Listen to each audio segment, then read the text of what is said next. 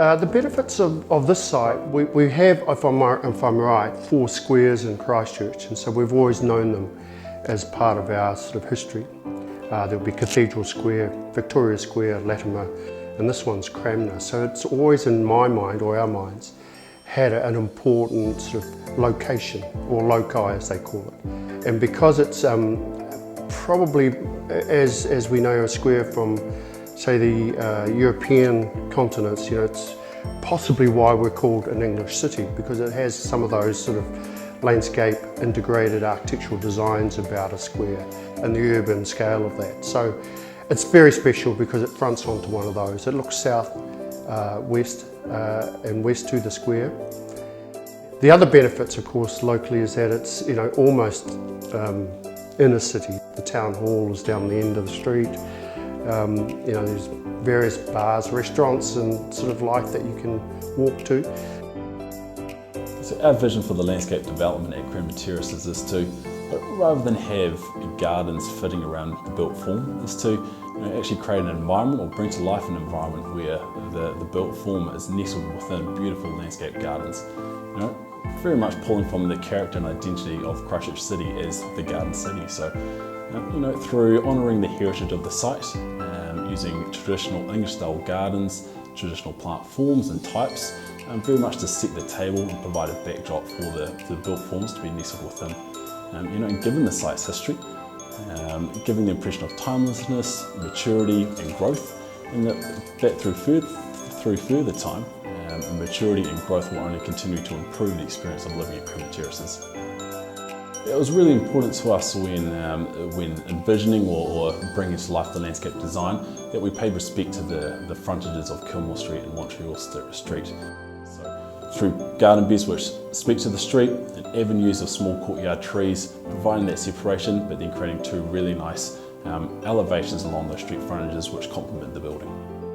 So what we have for our design inspiration is an idea of terrace houses. There are 44 of them, and the first sort of move or design move we worked out was that we needed to, in our minds, remember the old building that was there. So there are 2 wings, the southern and the western wings are almost on the street as it was in those days with the old Victorian building.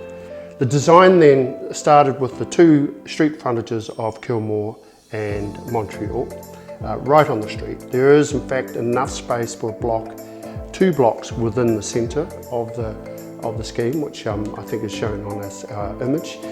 We started with the tone of the stonework that was from the Victorian Gothic and thought about what if we replace that southern wing with something very similar. So the obvious for us would have been a material called brick, which has a masonry feel and a solidity, and it would probably attenuate the noise. It gives you this idea of permanence. And then on the inside we thought, well, hang on a minute, we've got black and we've got red.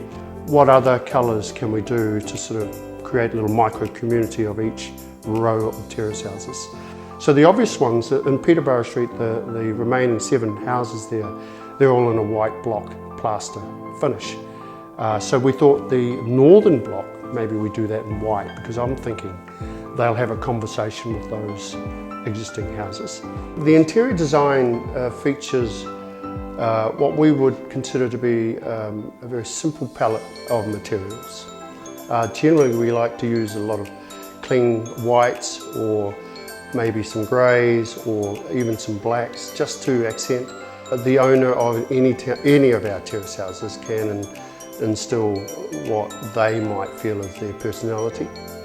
So that's sort of all layered through the design to make it in our minds work out how we can produce a very almost collegiate feel to the buildings, a very Christchurch, say, vernacular we might say, that the terrace houses will provide. And as they grow older and the landscape grows as well, then it will create its own heritage.